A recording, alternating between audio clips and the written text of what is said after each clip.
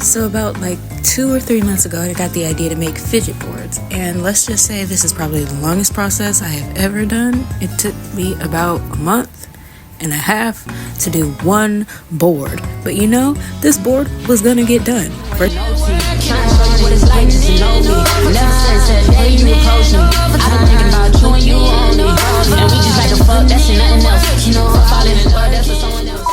First, you had to sand it down because you know you don't want to get pricks, and then I realized I don't have glasses for this. Is it safe? Who cares? Anyway, just keep going. I kind of started going faster, and it all just started like whipping into my face along with, you know, allergies. So it's day 2.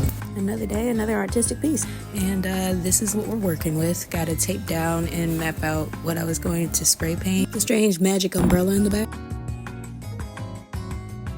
I got some new maracas, and this is what they look like.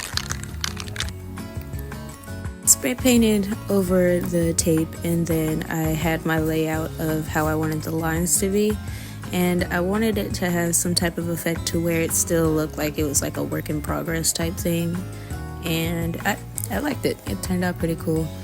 Did kind of run out of white, but who cares. Anyway, moving on to the black, and I put it all around the edges after I mapped out the edges, and it turned out that I had to peel it off. But when I was peeling it off, I realized you gotta pull the whole thing. You can't just pull a little piece of it, otherwise it's not gonna come up. So I had to do that for about 15 minutes, and here's the result of that. You get some weird looking lines in the middle.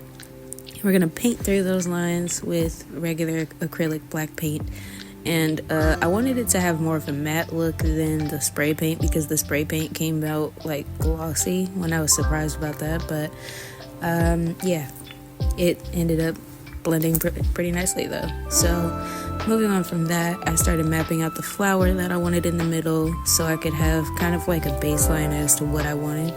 And I called the piece The Eye of Tim Burton, as corny as that is, but yeah, The Eye of Tim Burton. So I had to make sure that it was all mostly black and white, because for some reason he has like pops of color in some of his movies, but not in most of them. So I wanted a clear background for all of them. First I started with Coraline, and as you can see, I started painting out the other mother.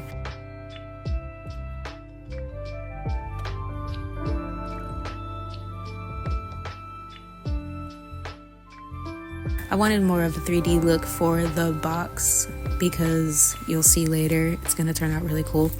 And I ended up putting some buttons in a box along with painting Coraline and buying all of this stuff from the store to add as extra things to the fidget board so you could like mess with it and play with it a little bit. And I ended up looking into my paint and seeing that it dried like some white paint over it. So I was like, oh, perfect. This is gonna be an eyeball. So why did I think that immediately? I don't know. But it was like the perfect like shape and everything that I needed it for it. So I was like, you know, we're just gonna put an eyeball in one of these flowers.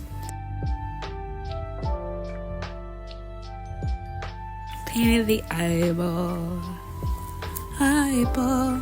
Do you think it would hurt to paint an eyeball? Like, how do toys feel when they get their eyes painted? Anyway, I started on the next movie, which was Beetlejuice, and as you know, Beetlejuice has some black and white things going on, so I put some lines through that. And I wanted to have some work going simultaneously for the Willy Wonka one, so I started painting some candy cane trees from the stems of the flowers that I cut off.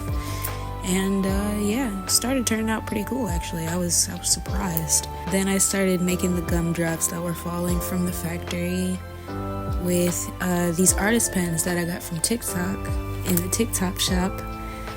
And actually the markers did pretty good when it came to keeping the same type of pigment and color tone, and it actually did really good when it came to blending. You just gotta like color it, and then you tap it, like you kind of blend it with your finger. You use your finger as a smudge brush. This is glow-in-the-dark orange paint. It's more so neon orange paint now that I think about it, so whenever you have a blue light, the orange parts will glow. I started painting these buttons so that they'd be little peppermints, and I put some wrap from some bread that I cut apart, and I tied that on there and made little peppermints. And I started making a chocolate bar out of cardboard.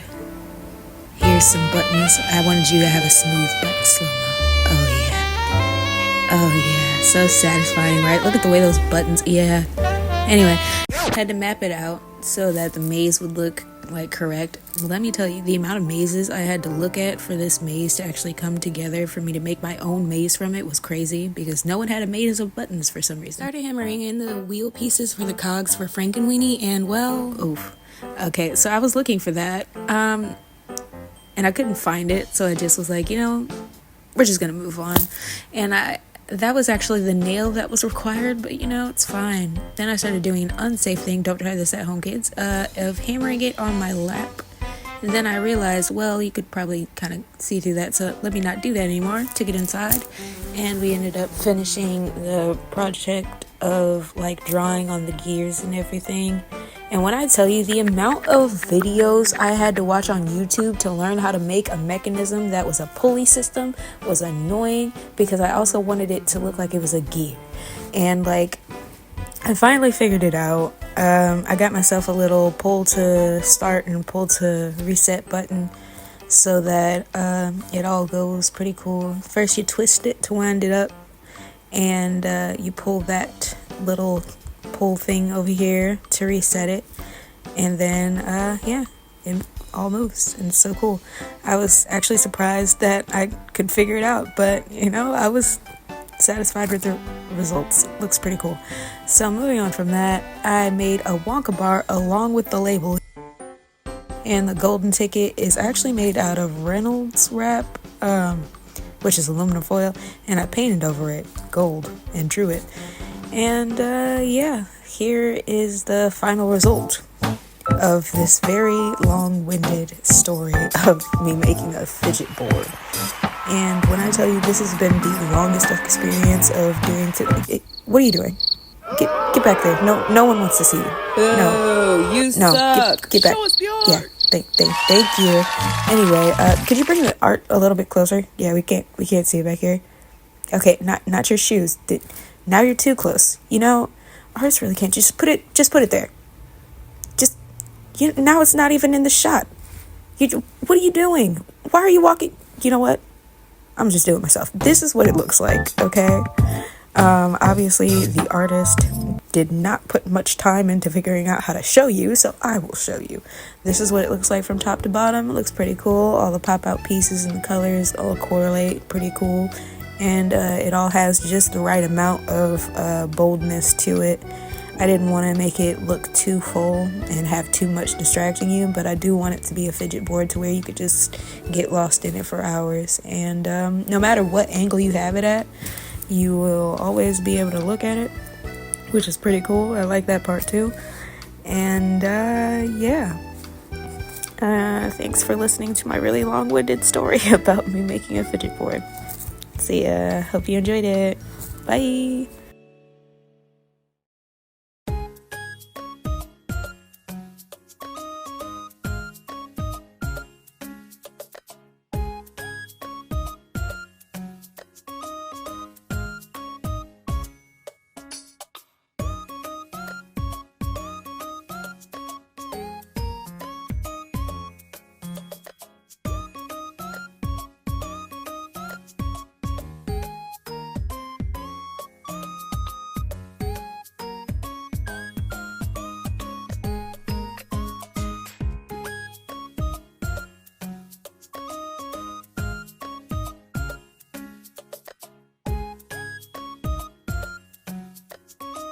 Oh, before I forget, the mayor says that we have to turn off the lights. We got a notice this morning. Sorry, but there's actually a surprise. Boop. You like it? Yeah, I know. It all kind of glows, to be honest. Even the butterflies and stuff over here. Those ones I couldn't get as good of pictures in the dark for some reason. We're not going to question that. But yeah, even the maze glows. The moon glows pretty bright. Yeah, on all of them it glows pretty bright. And yeah, so do they.